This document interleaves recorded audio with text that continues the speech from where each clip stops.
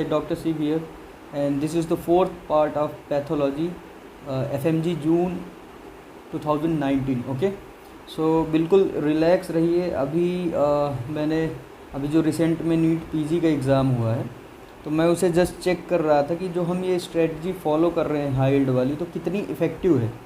तो गाइज़, मैंने रेडियोलॉजी देखा, एनेस्थीसिया देखा, ऑलमोस्ट टॉपिक वही थे। ओके, तो परेशान होने वाली बात बिल्कुल भी नहीं है, ठीक है। कि आपको पास होने के लिए आराम से इन टॉपिक से आपको क्वेश्चन मिल जाएंगे। बस ट्रस्ट रखो, है ना, इस पूरी प्रोसेस में ट्रस्ट रखो कि एक सब आप पढ़ ही रहे हो ऑलरेडी। इन सब चीज़ों में आपको मास्टर होना है सिर्फ। ओके, आपको इजली एग्ज़ाम पास होने में बहुत ही मतलब हेल्प मिलेगी इस सब चीज़ों से। Okay, so let's start. ये 2019 का पेपर हम स्टार्ट करते हैं। ओके, तो देखिए, अब देखेंगे, अब ये 2019 में पहुंच गए हैं हम। जैसे आगे बढ़ते जाते हैं, हमें रिपीट का इस सीरीज में सेंस पता चलने लगता है और कैसे क्वेश्चन पूछते हैं। ओके, तो पहला क्वेश्चन था कि berry aneurysm most commonly occurs due to, ठीक है। तो ये एन्यूरिज्म के बारे में पहले भी क्वेश्चन पूछा है पीछे, तो ये रिपीट टॉपिक से। ओके, उसमें पूछा था most common site of aneurysm, तो उसमें अपन वो पॉप्लिटियल आर्टरी पेरिफेरल में आंसर है उसका, है ना। तो ये एन्यूरिज्म वाला टॉपिक इम्पॉर्टेंट। तो ये क्या है, किस कारण होता है ये, तो इसमें क्या होता है, मसल और इंटीमल इलास्टिक लैमेलर डिफेक्ट हो जाता है, जहाँ पे वो फिर ब्लड वगैरह फिलअप हो जाता है। मतलब ट्यूनिका मीडिया और इसमें इंटीमल इलास्टिक लैमेला में। ओके, तो ये इसका आंसर है। अब देखिए, बेरी एन्यूरिज्म के बारे में हमने यहीं पे लिख लिया कि सैक लाइक स्ट्रक्चर बन जाता है। लोकेशन कहाँ होता है बेसिकली, कि ये इंटीरियर सेरेब्रल आर्टरी और कॉमन कैरोटिड आर्टरी हो। सर्कल ऑफ विलिस पढ़ते हैं ना वो, ऐसा। तो सर्कल ऑफ विलिस में ये इंटीरियर और कॉमन कैरोटिड आर्टरी में यहाँ पे बात कर रहा है। ये क्या है, लोकेशन इसकी, प्राइम बेरी एन्यूरिज्म की मोस्ट कॉमन लोकेशन। अब पूछ रहा है, यहीं पे लिख रखा है कि second most common cause of सब एरिकनॉइड हेमोरेज।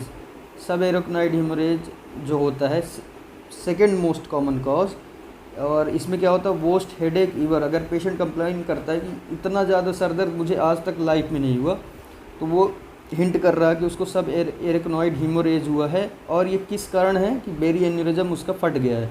और सब एक एरिकनॉइड हेमोरेज के एसएएच का प्राइमरी कॉज क्या है, बेसिकली ये ट्रॉमा से होता है। ओके, लंबर पंचर करने से ब्लडी टेप हो सकता है, उससे जो लंबर पंचर के बाद हेडेक होता है, वो भी इम्पॉर्टेंट टॉपिक है एनेस्थीसिया के पर्सपेक्टिव में।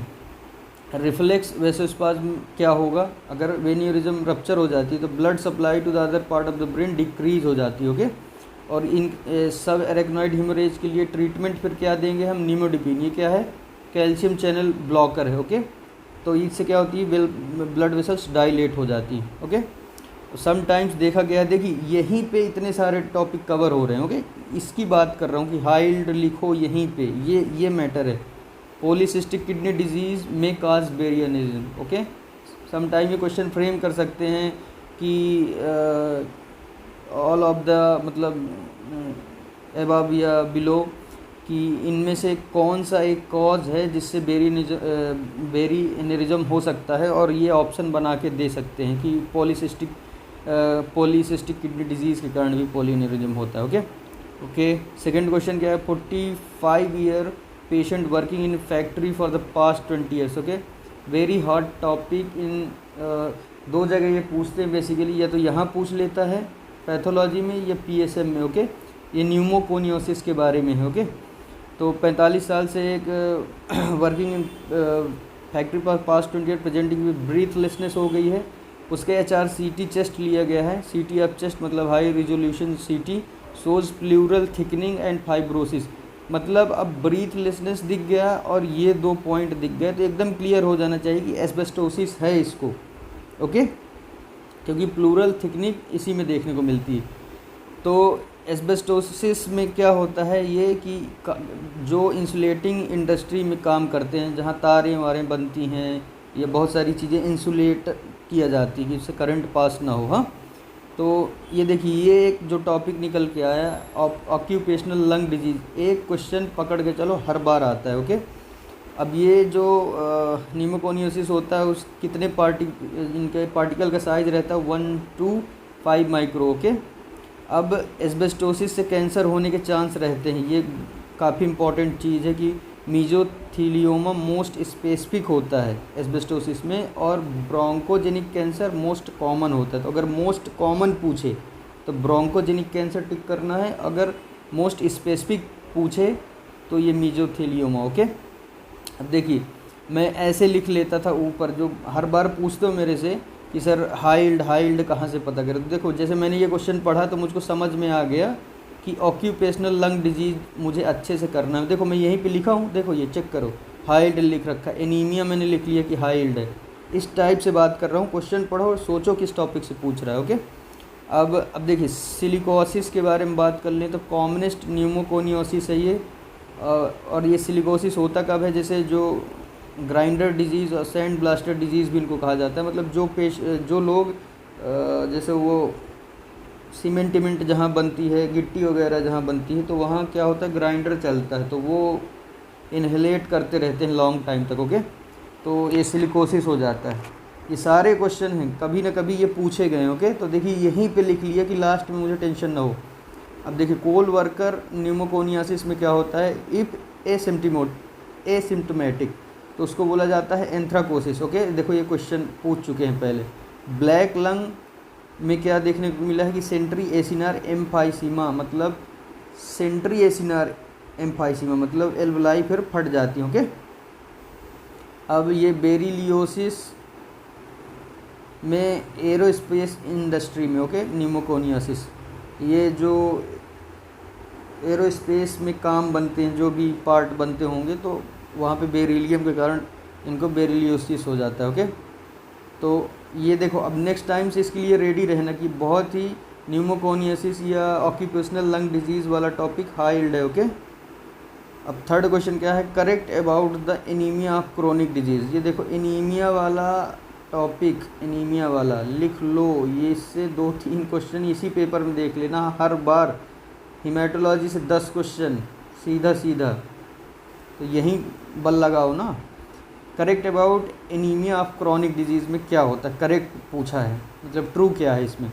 तो क्रॉनिक डिजीज़ है मतलब काफ़ी समय से उसको एनीमिया है, तो उसका फर्टिन लेवल हाई हो जाएगा। ओके, अब देखिए ये सारी जो चीज़ें हैं डिक्रीज होती हैं, increase percentage of saturation of transferrin का लेवल कम हो जाता है क्योंकि क्रॉनिक हाई ट्रांसपेरिन नहीं, कम हो जाता है। हाई सीरम आयरन कंसंट्रेशन कैसे होगा जब उसको क्रॉनिक एनीमिया है, सीधी सी बात है। ओके, तो अब देखना है इन एनीमिया ऑफ क्रॉनिक डिजीज़ में लीवर रिलीजेस हेपेरिडिन। ओके, ये एक एंजाइम निकलता है इसमें, ये भी क्वेश्चन पूछ सकते हैं नेक्स्ट टाइम कि क्रॉनिक डिजीज़ में मतलब chronic anaemia of chronic disease में लीवर कौन से एंजाइम रिलीज़ करता है। तो अब देखो या तो यहाँ से एब्जॉर्प्शन रुक गया आयरन का, या कि इधर से नहीं आ रहा, मतलब बोन मैरो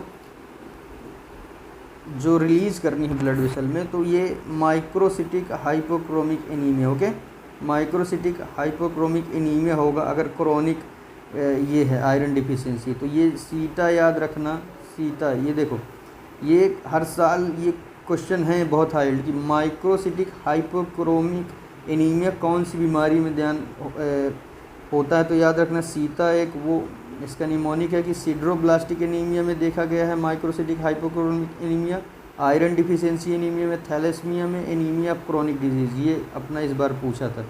ओके, तो इस केस में सीरम आयरन डिक्रीज हो जाता है, सैचुरेशन ट्रांसपेरेंट डिक्रीज हो जाता है। रट लो सीधे, इनको सीधा रट लो, बहुत ना कॉन्सेप्ट लगाने में कई बार ज़िंदगी ख़त्म हो जाती। ये क्वेश्चन था अपना कि सीरम फर्टिन लेवल बढ़ जाता है। ओके, ये देखो सीरम फर्टिन बढ़ जाता है। बहुत बार चीज़ों को नहीं समझ में आ रही, भूल जा रही, तो उनको सीधे रटो। यहाँ पे तुम्हें कुछ प्रूफ नहीं करना है किसी को, रिजल्ट आता है उससे काम बनता है। ओके, तो ये वाला टॉपिक रिपीट था। ओके, लास्ट टाइम भी ये सेंसिटिव अगर पूछता है तो, अगर मोस्ट सेंसिटिव पूछता है तो सीरम फर्टिन है। ओके, ये सारे क्वेश्चन ये टॉपिक से आ चुके हैं पहले भी। अब देखो ये क्वेश्चन फिर से आ गया आपके साथ, ये रिपीट टॉपिक में देखते हैं नेफ्राइटिक सिंड्रोम में। Okay, which of the following is a nephritic syndrome. Nephritic syndrome में ओलिगोयूरिया होती है, मतलब पेशाब कम आती है, आरबीसी हेमेटोयूरिया होती है और हाइपरटेंशन होता है। ये स्टैंडर्ड उसके सिम्टम्स हैं नेफ्रोटिक सिंड्रोम के। ओके, तो अब पूछा था which of these is nephritic syndrome, तो देखो मिनिमल चेंज डिजीज़ ये बच्चों में होती है, नेफ्रोटिक सिंड्रोम है। मेम्ब्रेनस ग्लोमेरुलोपैथी ये भी नेफ्रोटिक सिंड्रोम है, एल्डरली पेशेंट में होती है। फोकल सेगमेंटल ग्लोमेरुलोस्क्लेरोसिस ये एडल्ट में होता है, ये भी नेफ्रोटिक सिंड्रोम। तो बचता क्या है, मैंने लास्ट वीडियो में इसको रटवाया था, पोस्ट इन्फेक्शन ग्लोमेरुलोनेफ्राइटिस इज़, अब इसके नाम में ही नेफ्राइटिस दिया है ना, तो ये नेफ्राइटिस था। अब देखो नेफ्राइटिक सिंड्रोम एडल्ट की बात होगी तो IgA नेफ्रोपैथी, बर्गर डिजीज़। अगर चिल्ड्रन में हो गए, ये था अपना क्वेश्चन इस बार, पोस्ट स्ट्रेप्टोकोकल ग्लोमेरुलोनेफ्राइटिस कैसे होता है। अल्फ़ा बीटा हीमोलाइटिक स्ट्रेप्टोकोकस के कारण होता है, कंप्लीमेंट लेवल घट जाते हैं, स्टारी स्काई अपीयरेंस। ये देखो ये क्वेश्चन पूछ सकते हैं, ये जितने ही भी इस टाइप के सिम्टम है ना, स्टार स्काई, आउल आई, ये सारा कुछ हाइल्ड है। तो ये भी रिपीट टॉपिक थे। देखो कैसे रिपीट टॉपिक होते हैं, ऐसे समझना पड़ता है। ओके, कोई बताएगा नहीं, ये सब बता देंगे तो खेल ख़त्म हो जाएगा ना सब। 5वां नंबर क्वेश्चन क्या था, फॉलोइंग ये बहुत ही हाइल्ड है, अगस्त में भी पूछा गया है ना, अगस्त वाले पेपर में 2020 में, ये 19 में कर रहे हैं, 20 में भी आया अगस्त में। The following serological status noted in patient, जिसमें दिया था कि सरफेस एंटीजन पॉजिटिव है और HBE एंटीजन पॉजिटिव है, तो डायग्नोसिस क्या होगा। तो इनको बहुत ही ध्यान से देखना। देखो यहाँ पे तो आंसर अपना ये है कि acute viral hepatitis with infectivity. Okay, ये जो इसमें दे रखा था कि HBsAg एंटीजन और HBE एंटीजन। ओके, तो क्या होगा, तो अगर देखो मैं रटवाता हूँ, ध्यान से देखना। एक्यूट वायरल, एक्यूट नाम आ जाए तो सरफेस एंटीजन पॉजिटिव रहेगा और IgM acute M। Okay, anti-HBC मतलब acute viral hepatitis. Chronic viral hepatitis में जो इसके एंटीजन्स होंगे तो इसमें भी सरफेस एंटीजन पॉजिटिव रहेगा और IgG होगा। क्रोनिक वाले में IgG होगा। और एक्यूट वायरल ये तो बता ही दिया कि ये अपना आंसर था, यही एंटीजन दे रखे थे कि सरफेस एंटीजन पॉजिटिव है और HBeAg पॉजिटिव। तो ये क्या है, acute viral hepatitis with infectivity. Okay, और रिमोट इन्फेक्शन में anti-HBs हो जाएगा, मतलब सरफेस एंटीजन एंटीबॉडी के अलावा उसका वो बन जाएगा एंटीबॉडी। ओके, तो मतलब इसको पहले हेपेटाइटिस हो चुका था। अब देखो हेपेटाइटिस हो गया ना हाइल्ड, ऐसे समझना पड़ता है कि हेपेटाइटिस से यहीं पे 2 क्वेश्चन पूछ लिए, ठीक है। अब ये दूसरा क्वेश्चन देखो हेपेटाइटिस से कि इसी साल chronic viral hepatitis seen with all except. तो देखो 5 प्रकार के हेपेटाइटिस होते हैं, सीधा ABCDE, तो इनको सीधा BCD जो बीच वाले हैं, ABCD तो याद है, ठीक है, ABCDE, तो BCD, ठीक है, BC के साथ D, BC के साथ D, तो ये क्रॉनिक हैं। और इधर उधर जो लटक गए A और E, ये बोथ एक्यूट हैं। ओके, तो क्वेश्चन में पूछा था chronic viral hepatitis is seen with all except, किसमें नहीं देखा जाता है। तो देखो सीधा पढ़े होगे तो टिक करके निकल जाओगे कि हेपेटाइटिस ई में क्रोनिक वाला सीन नहीं देखा जाता है। अब हेपेटाइटिस बी में DNA वायरस होता है, ये भी याद रखना, एक्यूट और क्रोनिक दोनों देखा जाता है कि इसमें बी में, B for both acute chronic. Okay, hepatitis C में most common cause for chronic viral hepatitis, C वाला सी क्रोनिक, तो बेसिकली क्रोनिक हेपेटाइटिस सी में देखा जाता है, ठीक है। डी वाले का डेल्टा विरिडी फैमिली वायरस है, डिफेक्टिव वायरस होता है, can not cause infection on its own, मतलब खुद अकेले इन्फेक्शन नहीं कर पाता है, requires another virus to infect that hepatitis B. मतलब ये डी वाला एक प्रकार का डिफेक्टिव वायरस है, अकेला कुछ नहीं नुकसान कर पाता है, इसके साथ जैसे हेपेटाइटिस के साथ कोई इन्फेक्शन हो गया तब ये इफेक्ट करता है। और हेपेटाइटिस ई ये high rate of mortality in pregnant female, ये क्वेश्चन पूछा गया ओके कि प्रेगनेंसी में सबसे ज़्यादा डैमेज कौन करेगा, तो हेपेटाइटिस ई, और ये क्रोनिक नहीं होता है, ठीक है। अब देखो ये सीधा देखते ही रिपीट क्वेश्चन ये वाला है, acute graft rejection occurs within less than 6 month okay, acute transplant rejection few minute few hour मतलब हाइपर एक्यूट रिजेक्शन, ये टाइप 2 हाइपर सेंसिटिविटी है। अगर क्रोनिक रिजेक्शन बोला जाएगा तो उसको 6 मंथ के ऊपर का समय लग जाएगा। Graft versus host disease also called as runt disease okay. Acute बोला गया अगर दिन में पूछ ले तो लेस देन 100 डेज मतलब एक्यूट ग्राफ्ट रिजेक्शन हुआ है, अगर क्रॉनिक है तो greater than 100 days okay. Repeat topic था, पीछे जाके देख लेना। अब मैं ये लास्ट वीडियो में लिखवाया था कि हाइपर सेंसिटिविटी के चारों चीज़ की टाइप 1 टाइप 2 टाइप 3 टाइप 4 क्या करते हैं और उन कौन सी बीमारी कौन सी हाइपर सेंसिटिविटी करती है। तो मैं ये रिपीट टॉपिक है, लास्ट बार भी इससे कुछ क्वेश्चन पूछा गया, इस बार फिर पूछा गया। Type 2 hyper sensitivity is seen in, अब देखो लग बहुत इजी रहा, वन लाइनर, लेकिन अगर पता नहीं होगा ना तो हिला नहीं पाओगे question. Type 2 hyper sensitivity is seen in pernicious anaemia में, ठीक है। तो अब सर ने यहाँ पे याद करवाया था कि टाइप 2 हाइपर सेंसिटिविटी का निमोनिक के हिसाब से कि कौन कौन सी बीमारी में, जैसे इसी क्वेश्चन में पूछा था टाइप 2 के बारे में, तो नेक्स्ट टाइम में पूछने की पूरी संभावना है ओके। तो टाइप 2 हाइपर सेंसिटिविटी के लिए निमोनिक है my blood group is RH positive okay. My से हो गया myasthenia gravis, myasthenia gravis type 2 hyper sensitivity okay.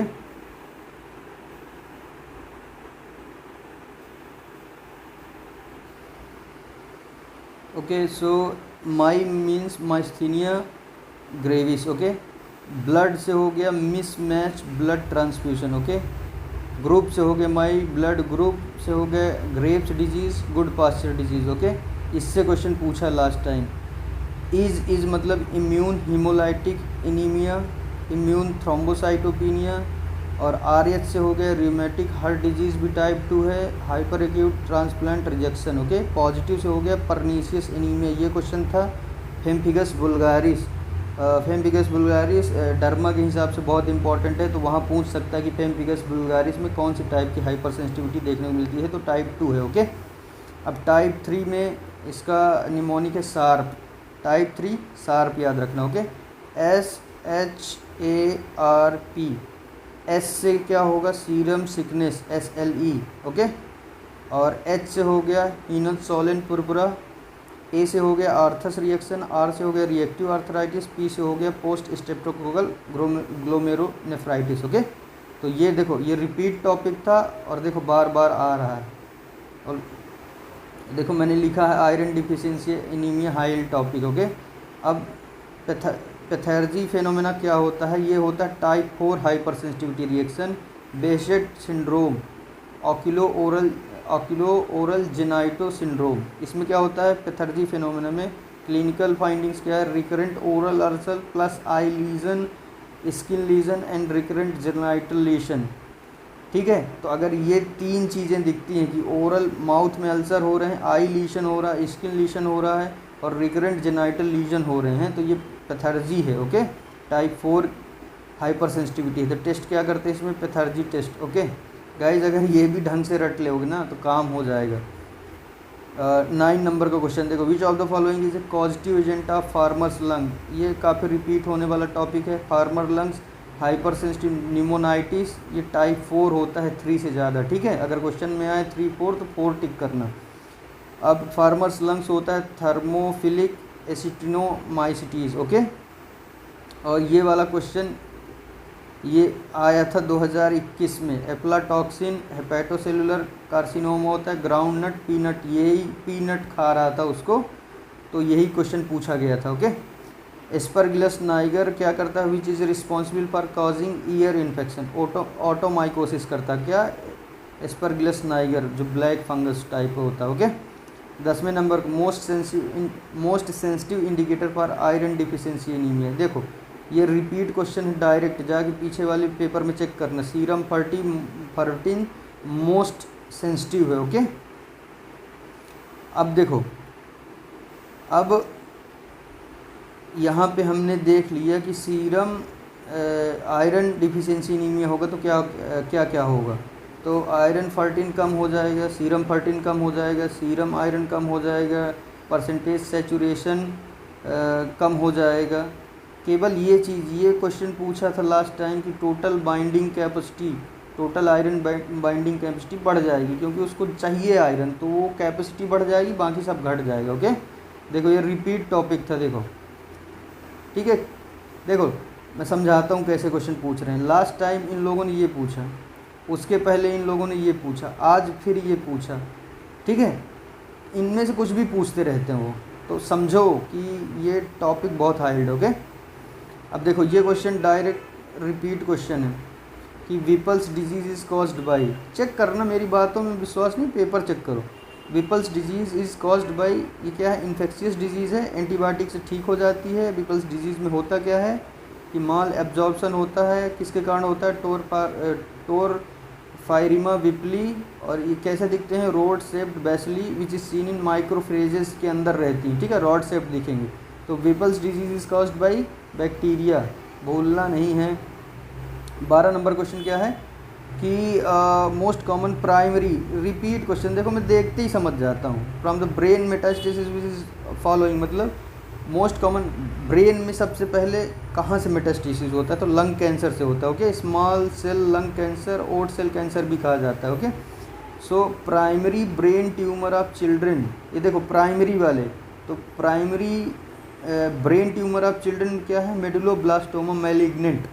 Okay, अब एडल्ट की बात हो रही है कि primary brain tumour in case of adult, तो malignant in nature glioblastoma, glial cell का कैंसर हो जाना।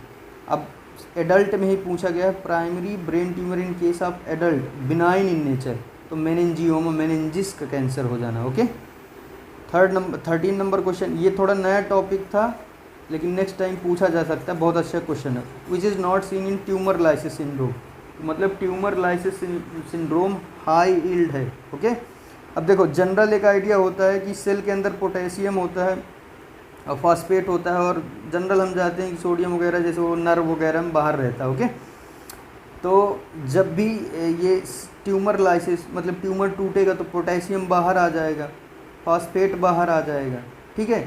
तो नॉट सीन पूछा है इसमें, ठीक है। न्यूक्लियर मटेरियल ब्रेक डाउन होगा तो यूरिक एसिड बनेगा, ठीक है। ये ट्यूमर सेल लाइसिस हो रहा तो मतलब पोटेशियम बढ़ जाएगा, फॉस्फेट बढ़ेगा और यूरिक एसिड बढ़ेगा। तो देखो अब क्या क्या हुआ, ये इसके साथ फॉस्फेट के साथ कैल्शियम निकल जाता है तो हाइपोकैल्सीमिया होता है, ठीक है। तो यहाँ पे इन लोगों ने लिख रखा है कि हाइपोफॉस्फेटीमिया, ये हो ही नहीं सकता क्योंकि फॉस्फेट बाहर निकल रहा तो ये बढ़ेगा।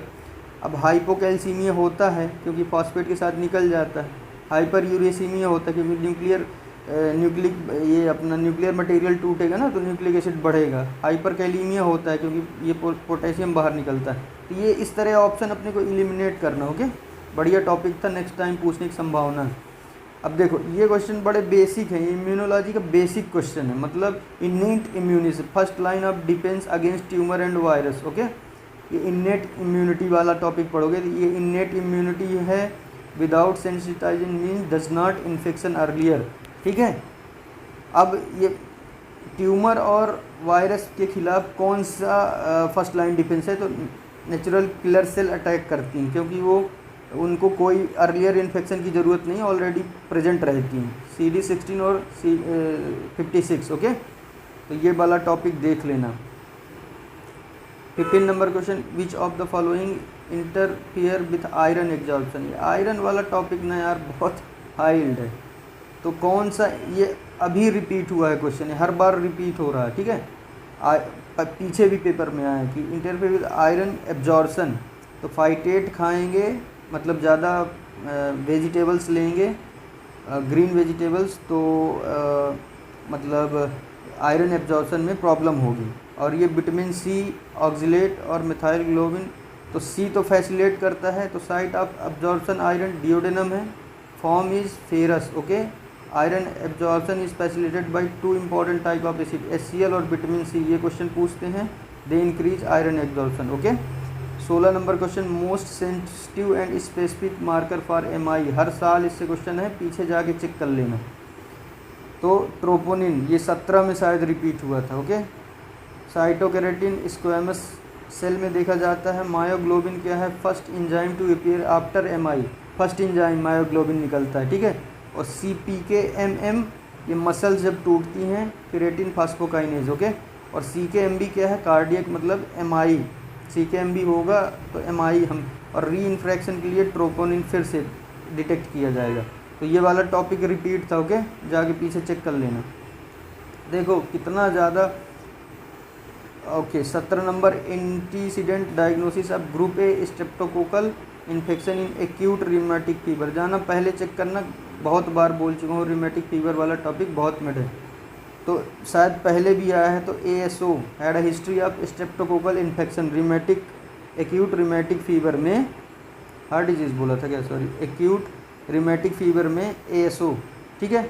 इससे डिटेक्ट करेंगे कि स्ट्रेप्टोकोकल इन्फेक्शन से इसको एक्यूट रिमेटिक फीवर हुआ है। CRP क्या है, नॉन स्पेसिफिक इन्फ्लामेटरी मार्कर। जो अभी हम CRP कोविड टाइम में चेक कर रहे हैं ना, CRP बढ़ा, तो नॉन स्पेसिफिक है, मतलब कहीं भी इन्फ्लामेशन हो चुका है, ठीक है। ESR भी नॉन स्पेसिफिक है, लो C3 लेवल्स भी नॉन स्पेसिफिक है। अब एक्यूट रिमेटिक फीवर के बारे में थोड़ा सा जान लेते हैं। Should be history of streptococcal infection, okay, and then apply Jones criteria. Jones criteria से पहले क्वेश्चन पूछ चुका है। तो रिमेटिक, एक्यूट रिमेटिक फीवर और जॉन्स क्राइटेरिया बहुत ध्यान से देख लेना। 18 number question, most common interior mediastinum tumour. Repeat topic, पीछे जा चेक कर लेना। थाइमोमा, ओके, थाइमोमा में क्या है, मीडियस्टेनम माइस्थीनिया ग्रेविस। ओके, न्यूरोफाइब्रोमा में पोस्टीरियर मीडियस्टेनम का ये ट्यूमर है। और पेरिकार्डियल सिस्ट और ब्रोंकोजेनिक सिस्ट ये मिडिल मीडियस्टेनम में देखने को मिला। सीधा रटो इन सब चीज़ों, कुछ सोचने की जरूरत नहीं। Most characteristic finding of diabetic nephropathy, repeat topic है, जाके पहले ही पेपर में चेक कर लेना। Kimmelstiel Wilson disease, okay. ये nodular glomerulosclerosis, diffuse glomerulosclerosis stage में रीनल फेलर में देखा जाता है। फोकल सेगमेंटेड ये अपना नेफ्रोटिक सिंड्रोम है, एडल्ट में देखने को मिलता है। Armani Ebstein change associated with diabetes, okay, मैंने सब पहले भी एक्सप्लेन किया है। अब देखो, डायबिटिक नेफ्रोपैथी हाई टॉपिक है। Drugs apart from the diabetic drugs, मतलब पूछ सकता है कि डायबिटिक नेफ्रोपैथी में एंटी डायबिटिक ड्रग के अलावा कौन से ड्रग हेल्प करेंगे। तो ACE inhibitor, ARB helps a lot in this case, मतलब एनालप्रिल और लोसार्टन वगैरह हेल्प करेंगे। Angiotensin converting enzyme inhibitor, angiotensin receptor blocker, ये दोनों बहुत क्या करेंगे, decrease the risk of diabetic nephropathy के, वो कम कर देंगे रिस्क, ओके। ये क्वेश्चन अक्सर पूछा जाता है, ये अक्सर, इसको रट लेना, इसका पूरा समझ लेना ये वाला टॉपिक, ओके। ऐसे ही देते हैं, इस बार भी मुझे लगता है ये आया था। Comment on the diagnosis for an individual with serum alkaline phosphate normal है, उसका सीरम अल्कलाइन फॉस्फेट नॉर्मल है, PTH नॉर्मल है, मतलब पैराथायरॉयड हार्मोन नॉर्मल है, और विटामिन D3 नॉर्मल है, मतलब सब कुछ नॉर्मल था। अब क्या कह रहा है कि elevated serum calcium values, serum calcium value बढ़ी हैं। तो देखो, विटामिन D इंटॉक्सिकेशन तो हो नहीं सकता, क्योंकि कह रहा है विटामिन D3 नॉर्मल। इस तरह हमको ऑप्शन सॉर्ट आउट करने हैं, ओके, रूल आउट करने हैं। अब देखो, हाइपर पैराथायरॉयडिज्म हो नहीं सकता। क्यों नहीं हो सकता, क्योंकि उसने बोला कि PTH नॉर्मल है, देख रहे हो ना। और न्यूट्रिशनल रिकेट्स हो नहीं सकता है, सीरम कैल्शियम कम होना चाहिए, यहाँ बढ़ा है। तो ना भी जानते हुए मल्टीपल माइलोमा हमें सही करना चाहिए। तो प्लाज्मा सेल कैंसर होता है multiple myeloma, increase the activity of osteoclast, इसलिए ऑस्टियोक्लास्ट एक्टिविटी बढ़ जाएगी तो कैल्शियम बढ़ जाएगा, okay. Serum alkaline phosphate normal रहेगा, लेकिन कैल्शियम की वैल्यू बढ़ जाएगी। अब 21 नंबर क्वेश्चन देखो, कमेंट ऑन द डायग्नोसिस बनाना सेप। बनाना सेप दिखे मतलब प्लाज्मोडियम फैल्सीफेरम है, मलेरिया में ये देखने को मिलता है। अब हेरिडेटरी स्पीरोसाइटोसिस में क्या होता है कि स्फेयर साइट मतलब फूल जाती हैं RBC एकदम गेंद जैसे, तो इसमें नॉट सेंटर पेलर नहीं रहता है, नॉर्मल 1/3 पेल एरिया रहता है नॉर्मल में, इसमें सेंटर पेलर एरिया गायब हो जाता है। और G6PD डिफिशियंसी में क्या देखने को मिला है, बहुत फेमस है ये, कुछ ना कुछ इससे पूछते हैं। G6PD deficiency. हिंज बॉडीज देखने को मिलती हैं और बाइट सेल, ओके, ऐसे सेल बाइट सेल। बेबीसिया में क्रॉस लाइक स्ट्रक्चर जैसे ये बना रखा है ना, आरबीसी में देखने को मिलेगा। सो 22 number question, most common cause of atypical pneumonia. अगर ये कभी पढ़ा होगा निमोनिया वाला टॉपिक तो माइकोप्लाज्मा निमोनिया जो होता है एटिपिकल निमोनिया है। इसमें क्या होता है, सेल वॉल अब्सेंट रहती, पेनिसिलिन नॉट इफेक्टिव। इसमें क्या देते हैं माइकोप्लाज्मा निमोनिया में, एजिथ्रोमाइसिन। क्लेबसीला निमोनियम क्या देखते हैं कि history of malnutrition, chronic alcoholic होगा patient, thick red currant jelly sputum और capsulated bacteria, okay. Haemophilus influenza में क्या है, कैप्सुलेटेड ऑर्गेनिज्म होते हैं, निमोनिया होता है। इससे history of immunosuppressant and long standing smoking देखने को मिलेगी। क्लेमीडिया भी है जो ऑल्सो एटिपिकल निमोनिया कहलाता है, okay. So this is all for the day today guys. Topic देखो बहुत अच्छे से, अगर इस हिसाब से करोगे तो आपको पास होने में कोई नहीं रोक सकता है। You are pass guys, okay. Thank you so much. सबको शेयर करना, कैसे पेपर करना है, कैसे अप्रोच करना है, क्या रटना है, इन सब चीज़ों से आपको आइडिया मिलेगा। Thank you so much.